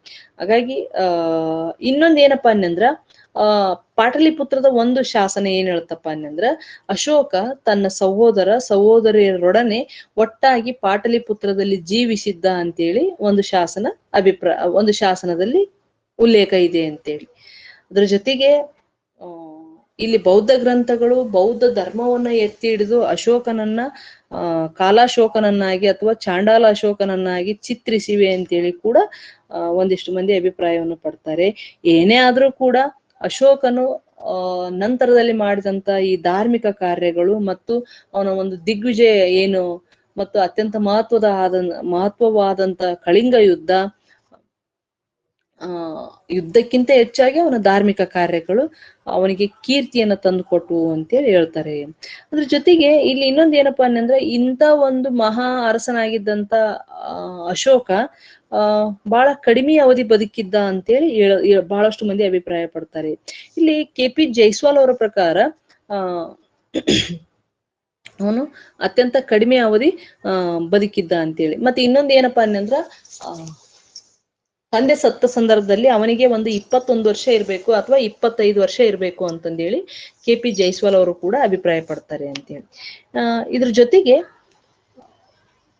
ಅಶೋಕ ದಿ ಗ್ರೇಟ್ ಹೇಗೆ ಅನ್ಸ್ಕೊಂಡ ಮತ್ತು ಅವನ ಯುದ್ಧ ಅಥವಾ ಅವನ ದಿಗ್ವಿಜಯಗಳು ಕುರಿತು ನೋಡೋದಾದ್ರೆ ಇಲ್ಲಿ ಒಂದೇ ಒಂದು ಯುದ್ಧ ಅವನು ಮಾಡಿದ್ದ ಅತ್ಯಂತ ದೊಡ್ಡ ಯುದ್ಧ ಅಂದ್ರೆ ರಾಜ್ಯಪಾಲನಾಗಿದ್ದಾಗ ಮಾಡಿದ ಯುದ್ಧಗಳು ಬೇರೆ, ಅವರ ಸಹೋದರ ಜೊತೆಗೆ ಮಾಡಿದ ಯುದ್ಧಗಳು ಬೇರೆ. ಆದ್ರೆ ಪಟ್ಟಕ್ಕೆ ಬಂದಾದ ಮೇಲೆ ಕ್ರಿಸ್ತಪೂರ್ವ 261ರಲ್ಲಿ ಏನ್ ಮಾಡ್ತಾನಲ್ಲ, ಕಳಿಂಗ ಮೇಲಿನ ಯುದ್ಧ. ಆ ಕಳಿಂಗ ಯುದ್ಧವನ್ನ ದೌಲಿ ಯುದ್ಧ ಅಂತ ಕೂಡ ಕರೀತಾರೆ ಅಂತೇಳಿ. ಹೀಗಾಗಿ ಈ ಕಳಿಂಗ ಯುದ್ಧ ಅತ್ಯಂತ ನಿರ್ಣಾಯಕ ಮತ್ತು ಅವನ ಜೀವನದ ಗತಿಯನ್ನೇ ಬದಲಿಸಿದಂತ ಯುದ್ಧ ಅಂತೇಳಿ ಹೇಳ್ಬೋದು. ಇನ್ನೊಂದು ಯಾಕೆ ಕಳಿಂಗದ ಮೇಲೆ ಅವನ ಚಿತ್ತ ಬೀಳುತ್ತಪ್ಪ ಅಂದ್ರ, ಕಳಿಂಗರು ಅತ್ಯಂತ ಛಲ ಉಳ್ಳವರಾಗಿರ್ತಾರೆ, ಸಾಹಸಿಗಳಾಗಿರ್ತಾರೆ ಮತ್ತು ಸ್ವತಂತ್ರ ಪ್ರಿಯರಾಗಿರ್ತಾರೆ. ಇನ್ನೊಬ್ಬರ ಅಡಿಯಾಳಾಗಿ ಅವರು ಬದುಕ್ಲಿಕ್ಕೆ ಇಷ್ಟ ಇರಂಗಿಲ್ಲ. ಹಾಗಾಗಿ ಅಂತ ಸ್ವತಂತ್ರ ಪ್ರಿಯರಾದಂತ ಈ ಕಳಿಂಗರು ಚಂದ್ರಗುಪ್ತನ ಕಾಲದಿಂದಲೂ ಕೂಡ ಸ್ವತಂತ್ರವಾಗಿ ಉಳಿದಿತ್ತು ಆ ಸಾಮ್ರಾಜ್ಯ. ಬಂಗಾಳದ ಕೊಲ್ಲಿವರೆಗೆ ಚಂದ್ರಗುಪ್ತ ಮೌರ್ಯ ವಿಸ್ತರಿಸಿದ್ರು ಕೂಡ ಕಳಿಂಗ ಸ್ವತಂತ್ರವಾಗಿ ಇತ್ತು ಅಂತೇಳಿ ಹೇಳ್ತಾರೆ. ಹಾಗಾಗಿ ಈ ಸ್ವತಂತ್ರವಾಗಿದ್ದಂತ ಕಳಿಂಗದ ಮೇಲೆ ಯುದ್ಧವನ್ನು ಸಾರೋದು ಅಶೋಕನ ಒಂದು ಪ್ರತಿಷ್ಠೆ ಆಗಿತ್ತು ಅಂತೇಳಿ. ಅದ್ರ ಜೊತೆಗೆ ಕಳಿಂಗವನ್ನು ಅಶೋಕನ ಕಾಲಾವಧಿಯಲ್ಲಿ ಯಾರು ಆಳ್ತಾ ಇದ್ರನ್ನಂದ್ರ ಶುದ್ಧ ಧರ್ಮ ಎಂಬ ಅರಸ ಆಳ್ತಾ ಇರ್ತಾನೆ ಅಂತೇಳಿ. ಈ ಒಂದು ಶುದ್ಧ ಧರ್ಮನ ಬಳಿ ಆ ಸಂದರ್ಭದಲ್ಲಿ ಪ್ಲಿನಿಯ ಪ್ರಕಾರ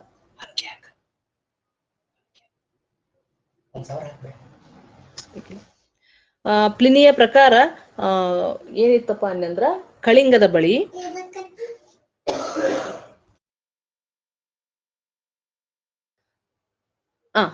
ಇಲ್ಲಿ ಕಳಿಂಗ ಯುದ್ಧದ ಒಂದು ನಾವು ಏನು ಚರ್ಚೆ ಮಾಡ್ತಾ ಇದ್ದೀವಿ, ಆ ಸಂದರ್ಭದಲ್ಲಿ ಏನು ಶುದ್ಧ ಧರ್ಮ ಇದ್ನಲ್ಲ, ಆ ಶುದ್ಧ ಧರ್ಮನ ಹತ್ರ ಪ್ಲಿನಿಯ ಪ್ರಕಾರ ಏನಾಗಿತ್ತಪ್ಪ ಅನ್ನಂದ್ರ, ಅವನ ಬಳಿ 60,000 ಪದಾತಿ ದಳ ಇತ್ತು, 10,000 ಕುದುರೆಗಳಿದ್ವು, 700 ಆನೆಗಳಿದ್ವು. ಇಷ್ಟೆಲ್ಲ ಇದ್ದಂತ ಒಬ್ಬ ಶುದ್ಧ ಧರ್ಮ ಇಲ್ಲಿ ಇವ್ರ ಹತ್ರ ಅಪಾರವಾದಂತ ಸೈನ್ಯ ಇತ್ತು. ಯಾರದ ಹತ್ರ? ಮೌರ್ಯರ ಹತ್ರ. ಆ ಸೈನ್ಯವನ್ನು ತೆಗೆದುಕೊಂಡು ಈ ಸೈನ್ಯವನ್ನು ಎದುರಿಸ್ಲಿಕ್ಕೆ ಅಶೋಕ ಹೊರಡ್ತಾನೆ ತನ್ನ ಸೈನ್ಯ ಸಮೇತ ಅಂತೇಳಿ ಹೇಳ್ಬೋದು. ಈ ಒಂದು ಯುದ್ಧ ಕ್ರಿಸ್ತಪೂರ್ವ 261ರಲ್ಲಿ ನಡಿತೈತಿ. ಇದು ಕಳಿಂಗದ ದೌಲಿ ಎಂಬ ಸ್ಥಳದಲ್ಲಿ ನಡಿತೈತಿ. ಹಾಗಾಗಿ ಇದನ್ನ ದೌಲಿ ಕಾಳಗ ಅಥವಾ ದೌಲಿ ಯುದ್ಧ ಅಂತ ಕೂಡ ಕರೀತಾರೆ ಅಂತೇಳಿ. ಈ ಯುದ್ಧದಲ್ಲಿ ಅಪಾರವಾದಂತ ಮೌರ್ಯ ಸಾಮ್ರಾಜ್ಯದ ಸೈನ್ಯದ ಎದುರು ಕಳಿಂಗರು ಸೋತು ಹೋಗ್ತಾರೆ ಅಂತ ಹೇಳ್ಬೋದು. ಯುದ್ಧದಲ್ಲಿ ಅಪಾರವಾದಂತ ರಕ್ತಪಾತ ಆಗುತ್ತೆ. ಮತ್ತು ಈ ಯುದ್ಧದ ಬಗ್ಗೆ 13ನೇ ಶಿಲಾಶಾಸನ ಸಂಪೂರ್ಣ ಮಾಹಿತಿಯನ್ನು ಕೊಡುತ್ತೆ ನಮಗೆ. 13ನೇ ಶಿಲಾಶಾಸನ ಇದು ಆದಂತ ಸಾವು ನೋವುಗಳಿಗೆ ಈ ಯುದ್ಧ ಕಾರಣ ಆಗುತ್ತೆ ಅಂತ ಹೇಳ್ಬೋದು. ಜೊತೆಗೆ ರಕ್ತಪಾತ ಹರಿಯುತ್ತೆ, ಲಕ್ಷದಷ್ಟು ಏನು ಪ್ರಜೆಗಳು ಸಾವನ್ನಪ್ತಾರೆ, ಸೈನಿಕರು ಸಾವನ್ನಪ್ತಾರೆ ಅಂತೇಳಿ ಹೇಳ್ಬೋದು. ಇದು ಅಶೋಕನು ಅಧಿಕಾರಕ್ಕೆ ಬಂದ 8 ವರ್ಷದ ನಂತರ ಈ ಯುದ್ಧ ನಡೀತೈತಿ ಅಂತೇಳಿ ಹೇಳ್ಬೋದು. ಹಾಗಾಗಿ ಈ ಒಂದು ಯುದ್ಧದ ಸಂಪೂರ್ಣ ಮಾಹಿತಿಯನ್ನ 13ನೇ ಶಿಲಾಶಾಸನದಲ್ಲಿ ಉಲ್ಲೇಖಿಸಲಾಗಿದೆ. ಈ ಯುದ್ಧ ಪ್ರಾಚೀನ ಭಾರತದ ಯುದ್ಧಗಳಲ್ಲಿ ಅತ್ಯಂತ ಪ್ರಮುಖವಾದದ್ದು ಅಂತೇಳಿ ಹೇಳ್ಬೋದು. ಮತ್ತೆ ಇನ್ನೊಂದು ಏನಪ್ಪಾ ಅಂದ್ರೆ, ಮಗಧ ಸಾಮ್ರಾಜ್ಯದ ಇತಿಹಾಸದಲ್ಲೇ ಇದು ಒಂದು ಅತ್ಯಂತ ನಿರ್ಣಾಯಕ ಯುದ್ಧ ಅಂತೇಳಿ ಅನಿಸ್ಕೊಂಡಿದೆ ಅಂತೇಳಿ ಹೇಳ್ಬೋದು. 1 ಲಕ್ಷ ಜನ ಸಾಯ್ತಾರೆ, 1.5 ಲಕ್ಷ ಜನ ಸೆರೆಯಾಳಾಗ್ತಾರೆ, ಅಪಾರ ಪ್ರಮಾಣದ ಸಾವು ನೋವು, ರಕ್ತಪಾತ ಇವೆಲ್ಲವೂ ಕೂಡ ಅಶೋಕನ ಮೇಲೆ ಸಾಕಷ್ಟು ಗಾಢವಾದಂತ ಪ್ರಭಾವವನ್ನು ಬೀರ್ತವೆ ಅಂತೇಳಿ ಹೇಳ್ಬೋದು. ಈ ಯುದ್ಧದಿಂದ ಅವನ ಒಂದು ಮನ ಅತ್ಯಂತ ವಿಹ್ವಲಗೊಳ್ಳುತ್ತೆ ಅಂತೇಳಿ, ಬಹಳಷ್ಟು ನೋವನ್ನು ತಂದು ಕೊಡುತ್ತೆ ಈ ಯುದ್ಧ. ಹಾಗಾಗಿ ಅವನು ಜೀವನದ ಗತಿಯನ್ನೇ ಬದಲಿಸಿದಂತ ಈ ಯುದ್ಧ ಐತಲ್ಲ, ಇನ್ನು ಮುಂದೆ ಅವನು ಯುದ್ಧವನ್ನೇ ಮಾಡಬಾರ್ದು. ಈ ಯುದ್ಧ ಅಂತಿಮ ಅಲ್ಲ, ಅಂದ್ರೆ ಯುದ್ಧ ಅಂತಿಮ ಅಲ್ಲ, ಜೀವನವನ್ನು ಗೆಲ್ಲಲಿಕ್ಕೆ ಅಥವಾ ಪ್ರಜೆಗಳನ್ನ ಗೆಲ್ಲಲಿಕ್ಕೆ ಯುದ್ಧ ಅಂತಿಮ ಅಲ್ಲ ಅನ್ನೋ ಒಂದು ಏನನ್ನ ಸತ್ಯಾಂಶವನ್ನ ಈ ಯುದ್ಧ ಅಶೋಕನ ಒಂದು ಮನ ಪರಿವರ್ತನೆಗೆ ಕಾರಣ ಆಗುತ್ತೆ ಅಂತ ಹೇಳ್ಬೋದು.